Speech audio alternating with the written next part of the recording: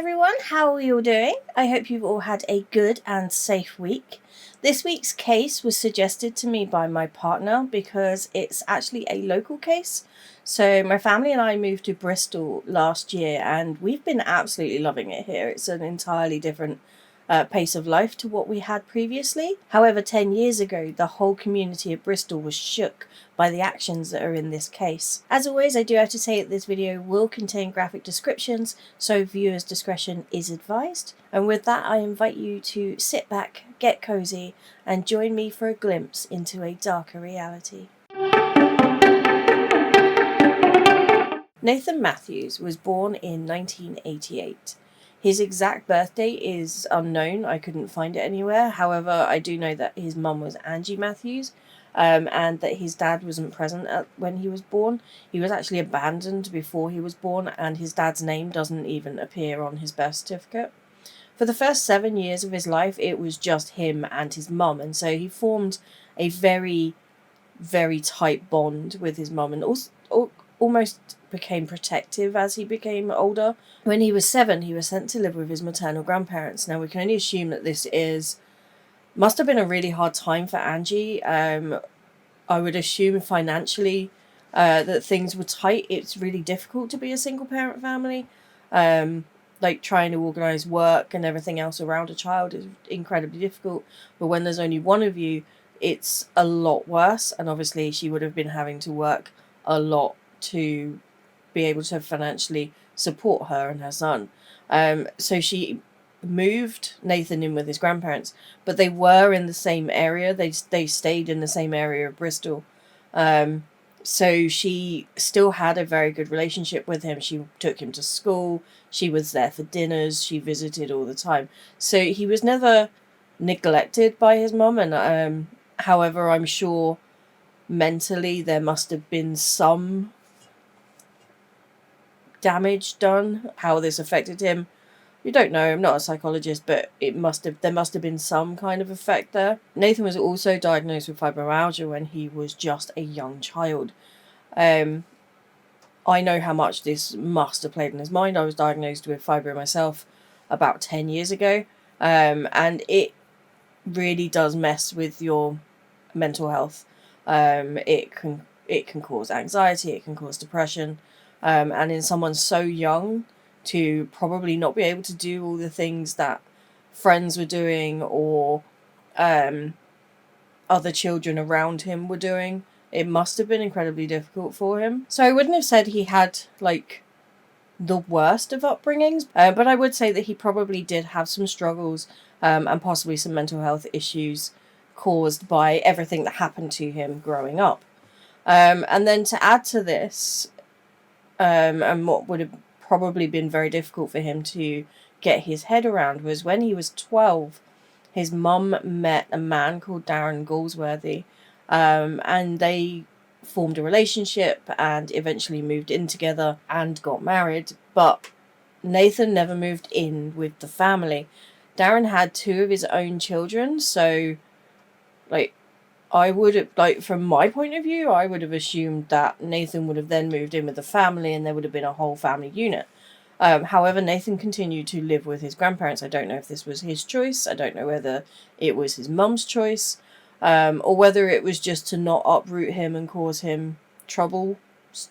But as I say, he was still in the same area, so I find it a little bit difficult to get my head around as to why he didn't move in with the family.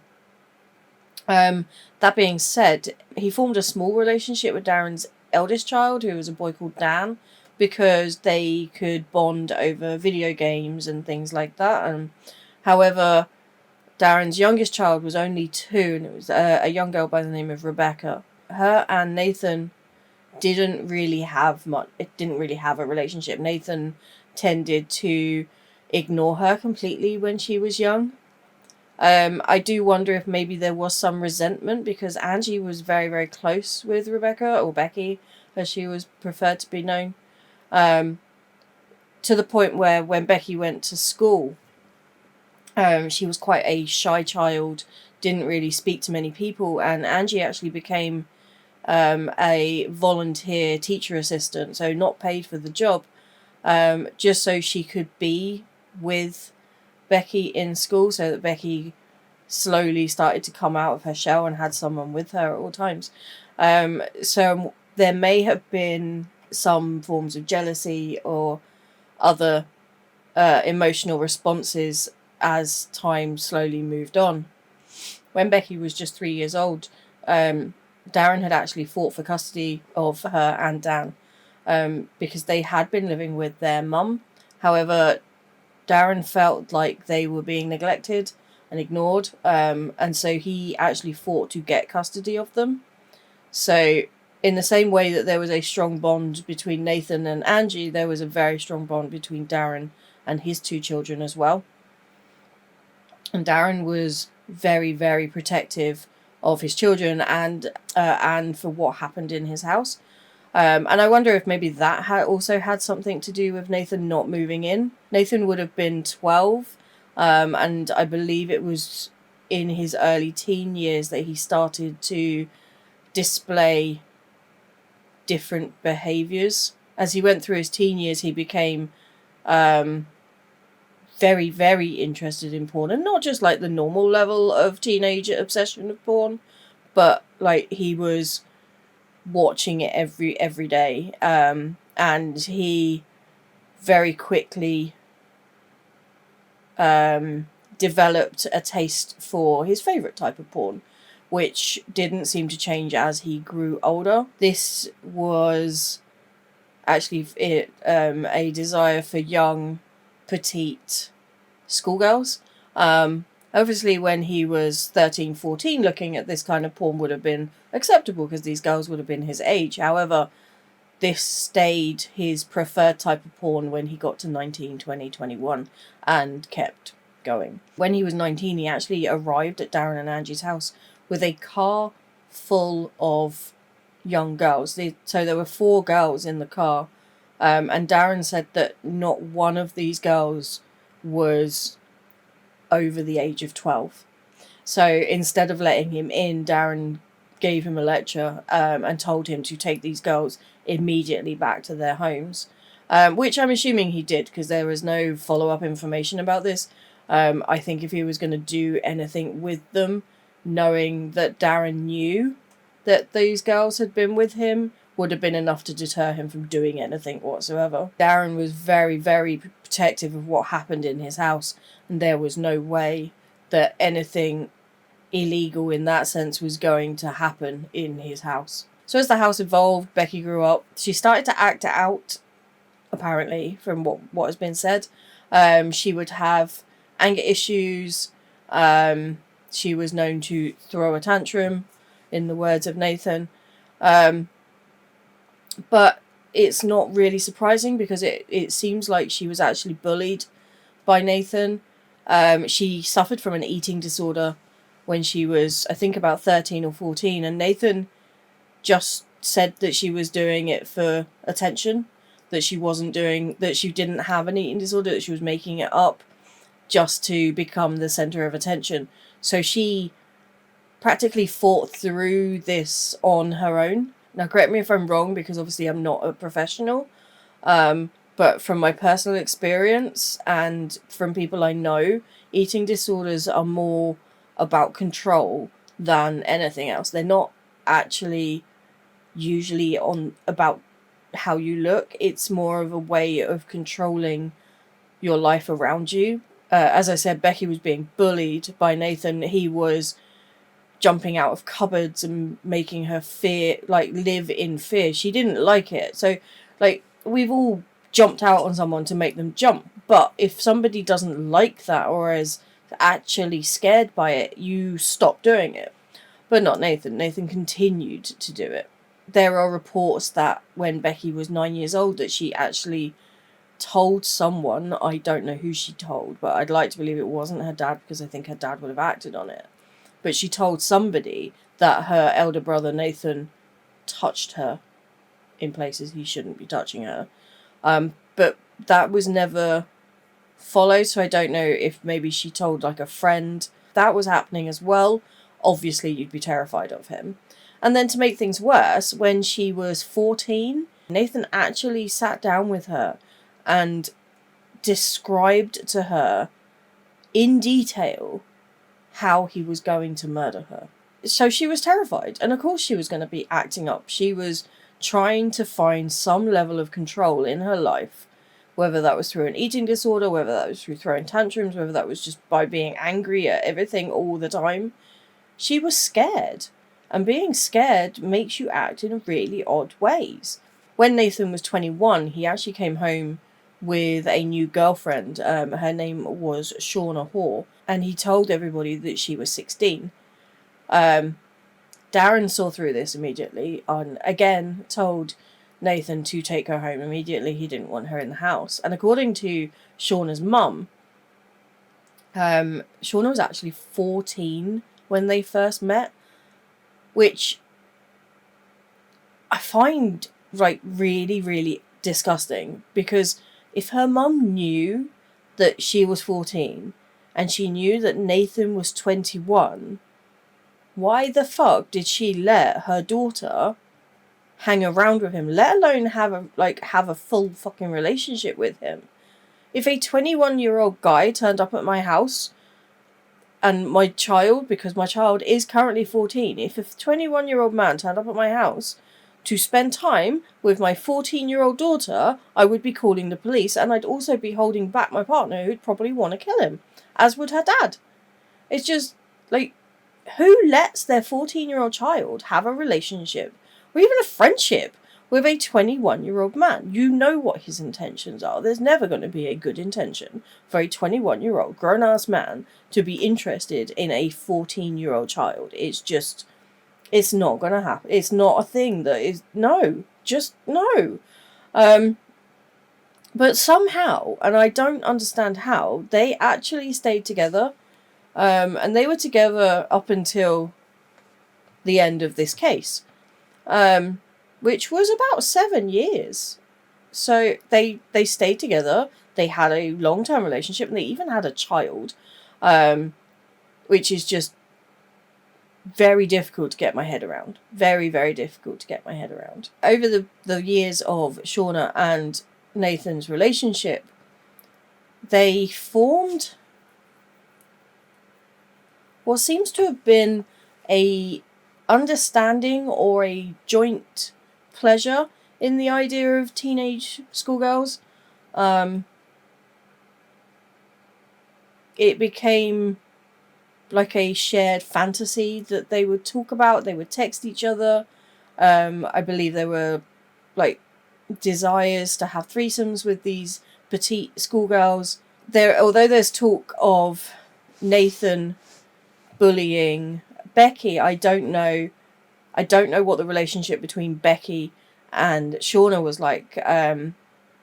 It wasn't really reported on, so whether she was also scared of Shauna, which would have made her even worse, I don't know. Yeah, there were a lot of implications that Shauna was manipulated by Nathan, him being the eldest of the two and having that kind of power over her.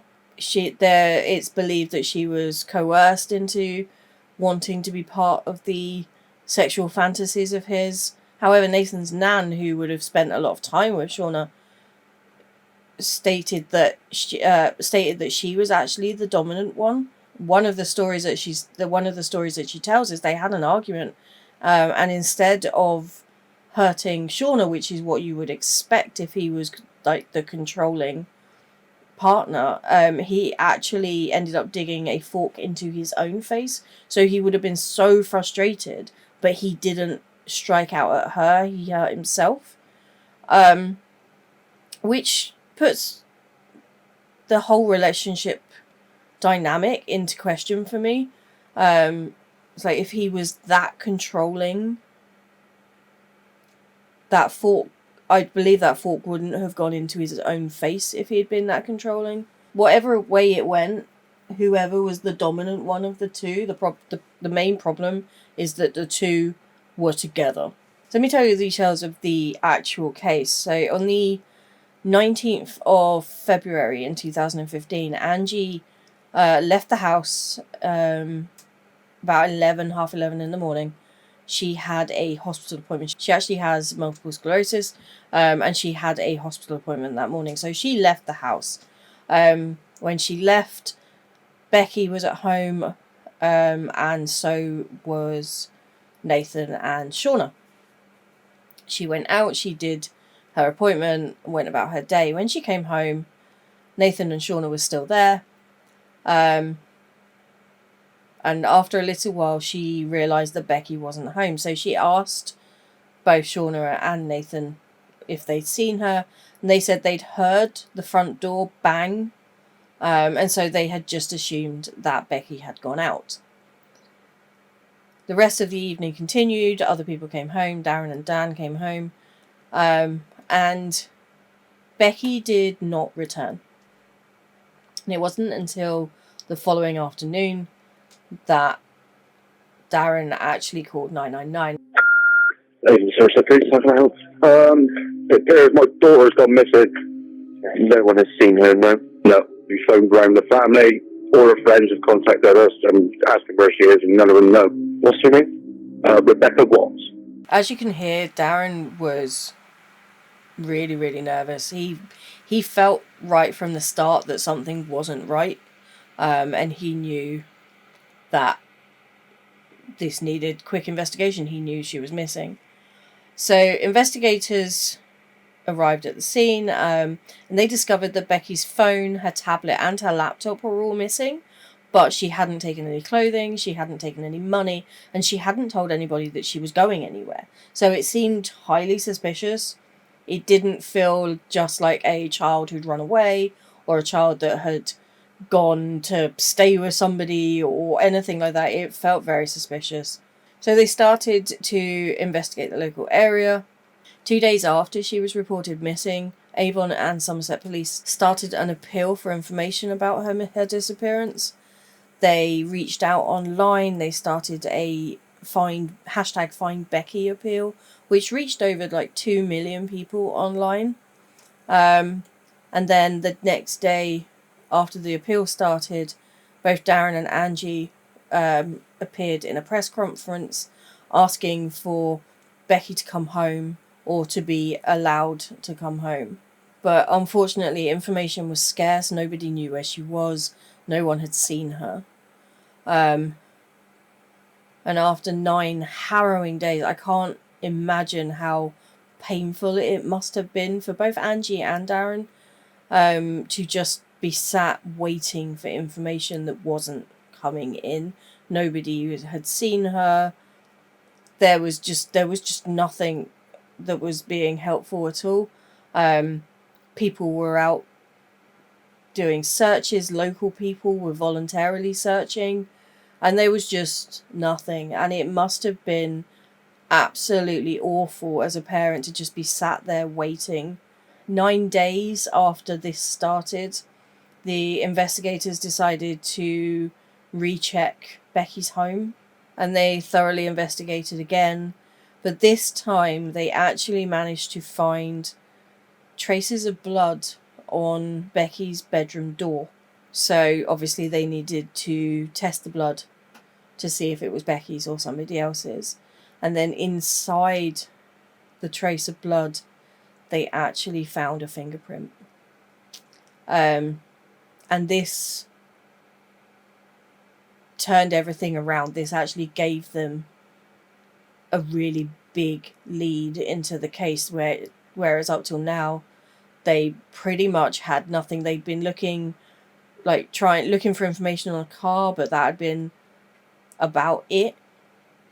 And so forensics checked the blood, and they checked the fingerprint.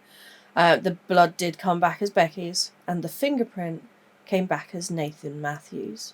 Up until this point, when Nathan and Shauna had both been questioned in the interview room about the disappearance of Becky, they had seemed very nonchalant. Like, Nathan just didn't seem to care. There was no emotion in the fact that his sister, whether she be stepsister or what, there was no emotion to the fact that she was missing.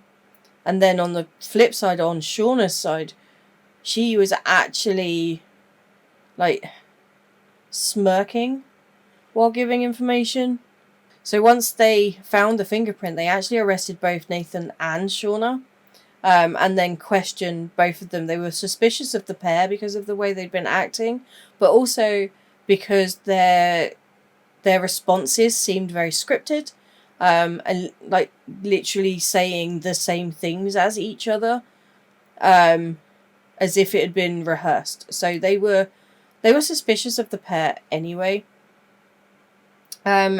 And so they brought them in, and forensics actually went to the home of Matthews and Hoare, and this house is like a hoarder's dream. It's dirty and just piled high with what we would see as rubbish. I don't know if one of them had some form of ADHD or autism, or the opposite, whatever the opposite of OCD is, that causes you to be a hoarder.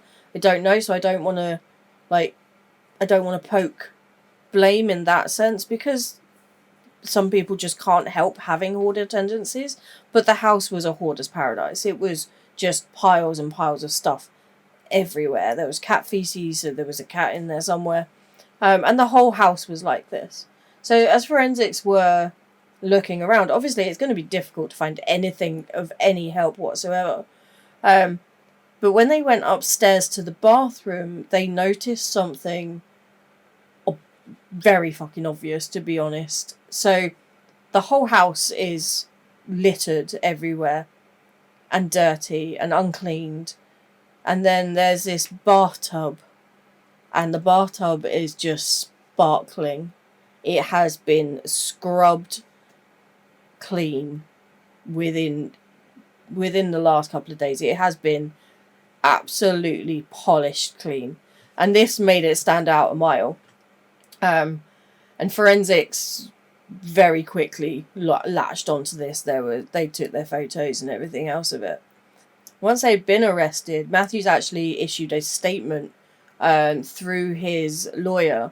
He actually confessed, and he did actually confess to killing Becky. He said that he had a plan. So his plan was to wear a mask, knock on her door, duct tape her mouth, put her in a suitcase. What the fuck? Put that suitcase in the back of his car, take her to a wooded area, and then threaten her while in the woods to be a better person, because he didn't like the way that she spoke to his mum. This was his plan. This was what everything he was going to do. And he stated that Shauna had nothing to do with it. She knew nothing. So it stands out a mile that there's no way he would have been able to do all of this on his own without Shauna knowing, because there's no way with his fibro that he would have been able to get her in the suitcase, let alone pick up the suitcase and put the suitcase in the van on his own. There's just no way he could have done it. And he tried to say that he was going to do all of this while Shauna was in the garden. And what actually happened was that Shauna went into the garden for what seems to have been the longest cigarette break known to man, while he went upstairs and started to activate his plan. He put his mask on, he knocked on the door, and when she opened her bedroom door, him and Becky got into a scuffle. So even if Shauna was in the garden, pretending not to know anything that was happening in the house, she would have heard the noises. She would have heard it. If you think about how loud, like, especially, like, I'm a mum, I shout at my kids to get them to come down for dinner. They're in their bedrooms, they got the headphones on, you gotta shout. If you were outside, you might not hear what was said, but you would hear the noise. So how she didn't hear anything, that doesn't sit well with me. I just don't believe it. I believe that she might have gone into the garden while the murder was happening so that she could say that she wasn't in the house. But I fully believe that she knew what was happening. And that she was, on some level, a willing accomplice. So he and Becky got into the scuffle, and he says that his mask slipped while they were having this altercation, and so Becky saw that it was him, and then he apparently panicked. He had duct taped her mouth, he'd put a bag over her head, and then he proceeded to strangle her. The autopsy actually states that Becky died of suffocation and not strangulation, and I wonder if maybe that's down to his fibromyalgia again. Maybe he thought he had strangled her, because he was trying to, but while trying to get the strength to strangle her, maybe he just held the bag shut for too long. I don't know. But the bit that confused me is then after she had passed away, he then proceeded to stab her 15 times in the stomach. Firstly, purely from a practical point of view, why? Because that produces a lot of blood. That's the reason that there was a blood trace on the doorframe.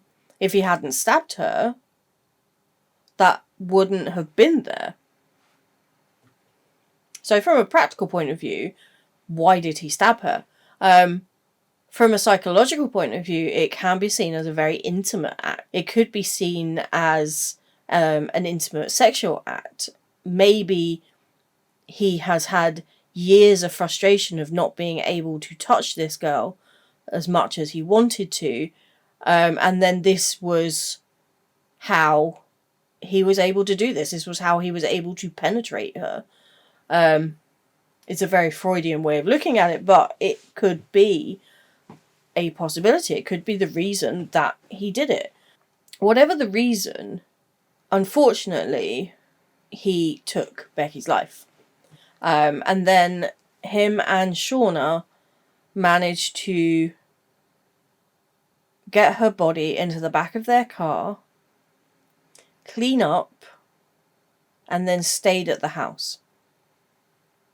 So when Angie came home after her hospital appointment and asked where Becky was, she was in the back of their car outside of the house.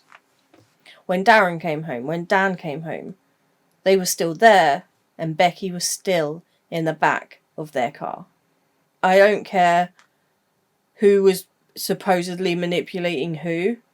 Both of these people sat with family members and lied about where this child was, knowing full well that she was in the back of their car and that she was no longer alive. And I just think it's absolutely disgraceful as human beings to be able to be that flippant about something like this. So they eventually left and they went home and they took Becky obviously with them. And they got Becky into the house. When forensics actually checked out the house of Matthews and Hoare, they had found two very small but very significant pieces of paper that turned out to be receipts from B&Q. And with these receipts and with CCTV camera footage, they were able to see that the day after Becky had gone missing, Nathan had purchased from the local B&Q a circular saw, some gloves, some goggles, and a mask. And what happened was they placed Becky in the bathtub, and then over the next couple of days, they had proceeded to dismember her body. They took the body parts, they wrapped them in cling film, they placed them in cardboard boxes and plastic bags, and they actually hid them in the shed of the neighbour. So actually the forensic department were right in being so interested in this spotlessly clean bath, because that's why it had been scrubbed clean. I assume they had dismembered her in the bath purely so all the blood could go down the drain. But yeah, that's why it was as clean as it was. The trial began on the 6th of October 2015, and the prosecution put forward that Shauna and Nathan had committed murder in a sexually motivated kidnap plot. As I said earlier, they had sent text messages to each other previously about petite young schoolgirls, to the point where Shauna had been in a supermarket in a queue behind schoolgirls, and she had actually sent a message to Nathan saying that it was all that she could do not to grab these girls in front of her. Which is just shows that whether she was manipulated or not, Shauna was part of this fantasy. She was living this out with him. They tried to claim that these texts were just unfortunate and sarcastic, but I don't actually understand where the sarcasm comes into them, personally. What they do come across as is very disturbed and perverted. These girls are underage, and it is believed that Nathan had a much darker intention with his whole kidnap plot from just teaching Becky a lesson. He had a sexual interest in this girl, and what would have happened should she have not been instantly killed just doesn't even bear thinking about. On the 11th of November 2015, after just 3 hours and 27 minutes of deliberation, the jury came to a decision. Nathan Matthews was found guilty of murder, while Shauna Hoare was found guilty of manslaughter. Both were also convicted of conspiracy to kidnap, perverting the course of justice, preventing the lawful burial of a body, and the illegal possession of 2 stun guns. Now, I personally don't believe that Hoare was only guilty of manslaughter. I think she was part of the plot. I don't believe that she was manipulated 100% to do things that she didn't want to do. But without the evidence to back it up, I can completely understand why she only got charged with manslaughter. Nathan got sentenced with life imprisonment with a minimum of sentence of 33 years, while Shauna was sentenced to 17 years. Both of them tried to appeal. A year later, both of them had their appeals kicked out because there was no grounds for what they were trying to claim. But the biggest kick in the teeth is that Shauna Hoare has already been released. So in the UK judicial system, if somebody is given a fixed term, they are automatically released when they have done half of their sentence. So I literally messaged my child yesterday because she has just graduated from university with a first in law to find out what the fuck, because to me this is just utter bullshit. But because she was charged with manslaughter, the charge shows that there was no intent, which again I think is bullshit, but it's the way that it went. And therefore, because there was no intent, she's not seen as a violent threat, and therefore will have been let out because of rehabilitation and because of numbers in prison. The prison system in this country is too overcrowded. I can't even imagine what that felt like for Darren or Angie or any of the other members of the family, to be completely honest. It must have been the biggest kick in the teeth, because this woman, she's now 31, I think I read, and she has her whole life ahead of her. She could, if she wanted, go on and have children. She could get married. She could live a wonderful life. Or, she could go on and offend again. We don't know. I'm not going to say that that's definitely what she's going to do. But even if she went on and she lived an amazing life, it's still a huge kick in the teeth, because Becky was just 16 years old and she will never get to do any of these things. And this woman served 8.5 years and then was let free. And I don't see the fairness in the situation whatsoever. I think it's absolutely disgraceful. But on the positive side, at least Nathan Matthews is still in prison and behind bars. So a year after Becky had passed, a bench was unveiled. There's Becky's bench, and it's beautiful, absolutely beautiful. So it's like even got a unicorn engraved in the back of it, and her dad said that Becky would never have let anybody ever sit in it because it was too pretty. And there was also an apple tree, which I hope is still growing strong after all these years. It is the 10th year this year. And I hope that her family knows that her memory lives on and that she has not been forgotten and these actions have not been forgotten. So that is it from me and the case of Rebecca Watts. If you have any comments, please feel free to drop them below. Thank you for watching. Please remember to hit the like and subscribe buttons. Both really, really help me out and help with the channel's growth. I can't believe we actually went over 100 subscribers before the end of the year, which is amazing because I set myself the goal of 100 subscribers for 2025 and now I've just gone past it, and so I'm over the moon. Thank you everybody for all your support. Have a good week and I'll see you in the next video.